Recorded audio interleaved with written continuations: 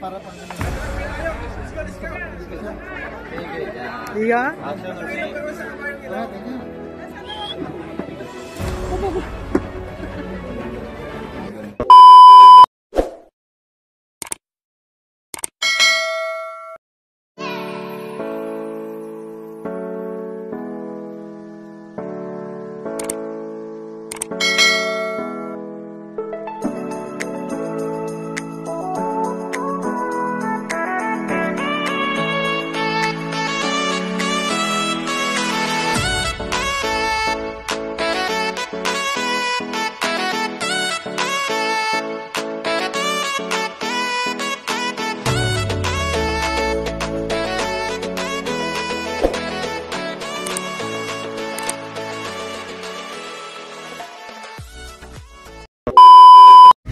Mga kabalik ko, papunta na kami ng Mine Views.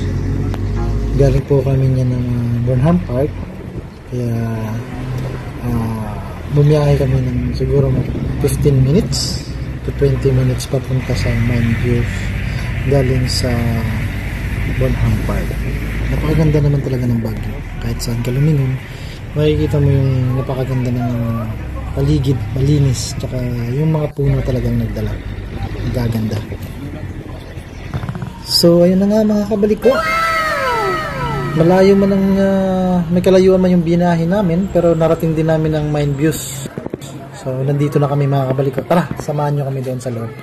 Hindi natin alam kung ano yung makikita natin doon. Tara mga kabalik ko, samahan nyo kami. Napakaganda sa loob.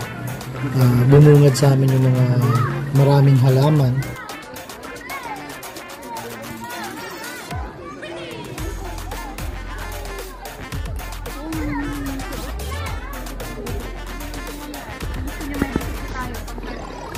Tara, mag-ikat-ikat tayo rito mga kabalik ko.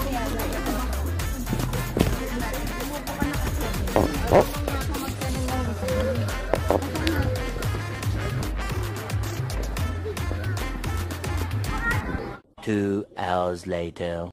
Mga kabalik ko, dahil sa pag-iikot-ikot namin, ayan, nakakita si paring Ronald ng halaman.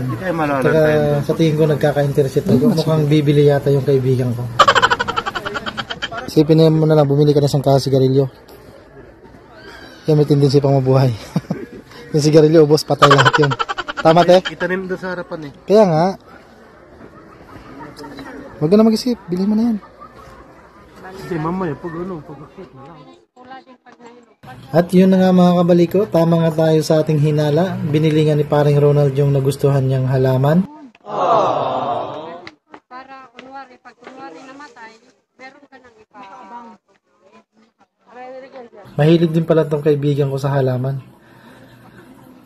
Mapapasana all ka na lang. Wow! Ganyan na.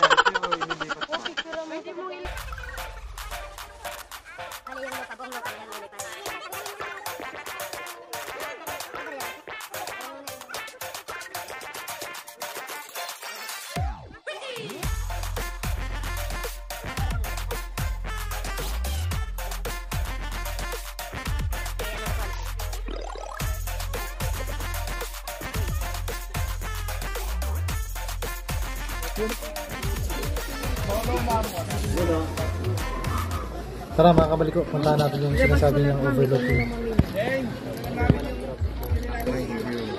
Tapos papunta tayo kung namin. So nandito po tayo ngayon mga kabalik ko sa Mines View. Ayan. Hindi ko alam kung bakit tinawag ito ng Mines View, pero napakaganda ng view dito. Ayan. Ayun, may kabayo. Kano kaya dyan? Baka pwede tayong sumakay dyan, kaso mga kabalik ko, takot tayo sa ganyan. Kung doon nga sa Saudi hindi ako sumakay sa camel, baka dito tatry natin sumakay mga kabalik ko, kasi parang gusto ko. Tara mga kabalik ko, samahan nyo ako. A few moments later. At syempre mga kabalik ko, hindi rin paawat ko na ate ko. Syempre sumakay din siya ng kabayo. Tingnan nyo naman, tuwang-tuwa siya, o diba? Sana ako hindi ako mahilo mamaya, kasi talagang hindi pa ako nakapag-experience na sumakay ng kabayo. Ayan, pati si Kuya Arnold, ayan, sumubok din, ayun nga lang kuya, parang sabit din yung chan. Sana ako mamaya hindi sabit yung chan ko. Punta na dun.